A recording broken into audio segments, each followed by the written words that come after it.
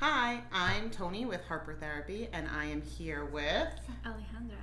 and she's another clinician here at Harper Therapy, and we have another episode of emotional intelligence. That's right. And I think last week we started talking about how emotional intelligence is connected to your childhood. So in order to truly dig into it, you have to first address that. In your child, if you don't address those wounds, what I call them, during your childhood, how can you address them on the present, right?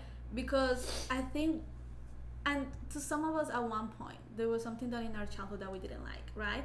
And there's some things that you're like, oh, I can get over that. But when it comes to emotional neglect and you have parents invalidating you all the time, telling you, no, you don't have to feel that way, suck it up, boys don't cry, girls have to be happy all the time and smile and just brush it over. If you grew up like 7 years, 8, until now believing that and going through that, how can you expect now from one day to another be like, okay, I'm good, let me handle my emotions and let me handle my partner's emotions. Right, exactly. Or handle my work emotions and my boss and my the people you're supervising. And I think that's, we were saying it last week, that it's a really, people struggle with the idea of emotional neglect and hearing that word, that, oh no, but I had a happy childhood. If I had a penny for everyone who comes in and they're like, oh, I had such a happy childhood, and I'm like, but did you? And it doesn't mean that there's something that absolutely sticks out or that it's like, oh, you were horrible. But it's knowing your emotions is a very new thing. I think I even talked about it a couple of months ago when I was talking about teens and learning your emotions. I know as a parent, like, learning how to talk to my teens about feeling more than happy, sad, and mad, because that's all we were taught. Yes. It's all your thoughts, and it's like no one is really doing it for you. Like at school, the teachers are not going to take the time to be like, right now you're feeling angry, and it's okay. No one's going to go do that. So that's another thing.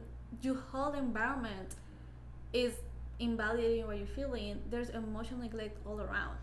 And it's so hard when it comes to neglect again, because I feel like unless it's physical abuse or you can see it, you won't address it. But because it's internal, you think everything is okay until your partner goes and be like, take out the trash, and then you explode because I never do anything, I'm not good enough for you.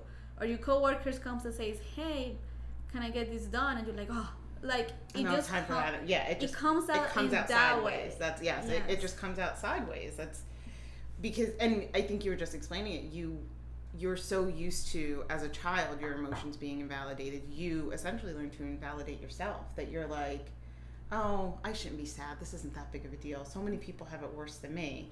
And that's not fair. Because it shouldn't be a comparison. It's comparing apples and oranges. And I think another part that I say a lot in session that people struggle with is that when we're talking about emotional neglect, people assume that then, like, we're saying bad things about their parents. And that's, your parents, it's one of those things, but they, just because they thought they were doing the best thing for you doesn't mean it was the best.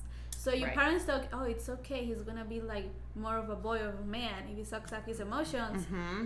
But that's wrong. That's not true. That he was thinking it was true. But it's not, because I guess it makes you less human or something, which is impossible. I don't know how will that make you more of a man if you're less of a human that doesn't feel anything. And that's what you want to get. If you're able to heal those wounds that your parents, the teachers, your caregivers made you go through with your emotions, and you're able to validate yourself, it makes it so much easier to validate someone's feelings. If I'm able to hear what I'm feeling, I can hear what someone else is saying about their feelings. I love that, yes. And then it helps across the board in relationships. It helps the relationship with yourself, with coworkers, in your romantic relationships, with your kids, just across the board. If you are able to recognize the wounds you haven't healed from childhood and you can work on them, you're just helping relationships across the board. Yes. So if any of this resonated with you, if you're like, I think that sounds, maybe I could look into some of that, give us a call, get a free consultation with Alejandra. And our phone number is 813-434-3639. Have a great day. Bye. Bye.